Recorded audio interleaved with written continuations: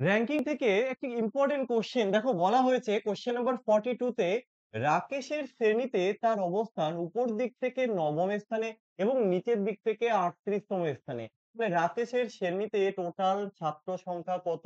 তাহলে এখানে কি করা হলো? রাকেশের দুটো স্থান বলা হয়েছে। তো এই জায়গাটা দেখো আমরা ক্যালকুলেশনটা কিভাবে করব? তাহলে আমরা এইভাবে যদি ড্র করি, আমার এটা হচ্ছে উপরের দিকে এই যে লিখে নিলাম এটা উপর, ওকে? আর এটা হচ্ছে তার নিচের দিকে। এটা হলো নিচে। এই জায়গাটায় কি বলা হয়েছে? রাকেশের শ্রেণীতে তার অবস্থান উপর দিক থেকে ৯ম।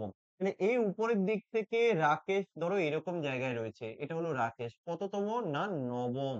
আবার কি বলা হয়েছে? যদি নিচের দিক থেকে আমি কাউন্ট করি, এই রাকেশ এই নিচের দিক থেকে যদি আমি কাউন্ট করি, তাহলে এই রাকেশের পজিশনটা হচ্ছে 38, 38 একই ব্যক্তির দুটো পজিশন পেয়ে গেছি। তাহলে এখানে চেয়েছে টোটাল ছাত্র সংখ্যা, এই টোটালটা আমরা বের করব। এখন বিষয় হচ্ছে দেখো টোটাল বের করার সহজ উপায়। এখানে তো রাকেশ রয়েছে ৩৮তম স্থান। বলতে পারি রাকেশের নিচে আরো ৩৭ জন রয়েছে। এটা হচ্ছে ৩৭ জন, এটা হচ্ছে রাকেশ।